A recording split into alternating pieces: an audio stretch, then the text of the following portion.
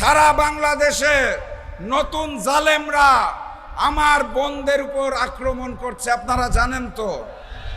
এই বাম পাশে আমার বোনেরা আছে, তাদের জানিয়ে দিতে চাই, মুহাম্মদ সাল্লাল্লাহু আলাইহি সাল্লামের সময় সকল যুদ্ধে পুরুষ এবং নারী একসাথে যুদ্ধে অবতীর্ণ হতো ইসলামের জন্য। আপনারা আমার বোনেরা ঘাবড়াবেন না, আপনাদের ভাইরা এই পারে আছে।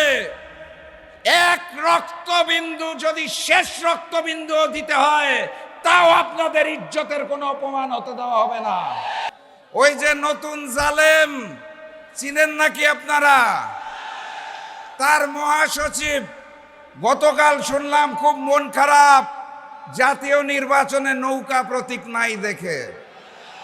ওনার খুব মন খারাপ শেখ হাসিনা নির্বাচনে নাই দেখে, এবং উনি বলতে চায় জামাত খুব খারাপ, কারণ ৭১-এ নাকি অনেক কিছু করেছে।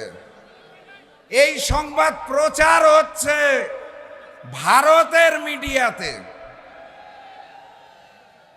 এইদিকে দুষ্টু লোকরা বলছে প্রাপ্তবয়স্ক হওয়ার পরেও মহাসচিব সাহেব নাকি ৭১-এ মুক্তিযুদ্ধে অংশগ্রহণ করেন নাই। দুষ্টু লোকেরা তাইও বলছেন ওনার পিতা নাকি ৭১-এর কুখ্যাত রাজাকার ছিল। আমি কিছু বলতে চাই না, দুষ্টু লোকরা বলছে। পুরাতন জালেম আওয়ামী লীগ গণভোটে নায়ের পক্ষে আছে, এখন দেখি নতুন জালেমও নায়ের পক্ষে। প্রচারণার দায়িত্ব নিয়েছে ভারতের মিডিয়া। আওয়ামী লীগ, বিএনপি আর ওই নরেন্দ্র মোদী মনে হয় মিলেমিশে একাকার হয়ে গেছে। আমি স্পষ্ট ভাষায় বলতে চাই, ঐক্যবদ্ধ বাংলাদেশ যদি দেখতে চান তাহলে এই মঞ্চের দিকে তাকান, এই খুলনার দিকে তাকান, যেখানে হিন্দু মুসলমান মিলেমিশে একাকার হয়ে গেছে। ঐক্যবদ্ধ বাংলাদেশ যদি দেখতে চান তাহলে এই জনসভার দিকে দেখুন, আমার ভাইয়েরা এবং বোনেরা সুশৃঙ্খলভাবে একত্রিত হয়েছে।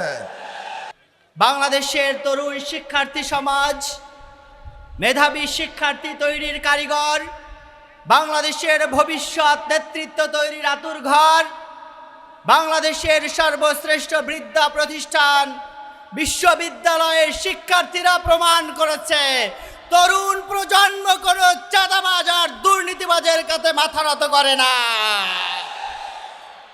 আমরা খুলনার এই বিশাল সমাবেশ থেকে দৃঢ়তার সাথে ঘোষণা করতে চাই, আগামীর বাংলাদেশ হবে ন্যায় ও ইনসাফের বাংলাদেশ।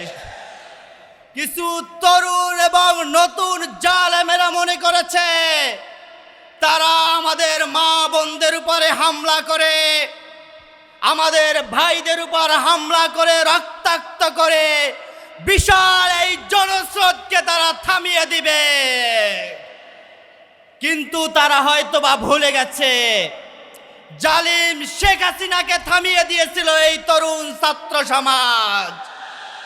সম্মানিত খুলনাবাসী, আমরা আজকের মঞ্চ থেকে আপনাদের কাছে অনুরোধ জানাই, সকল ধরনের জুলুম, নির্যাতন, নিষ্পেষণকে লাল কার্ড দেখিয়ে ন্যায় ইনসাফের প্রতীক দাঁড়িপাল্লাকে বিজয় করে এদেশের মানুষের মুক্তি সুনিশ্চিত করাই আমাদের কর্তব্য।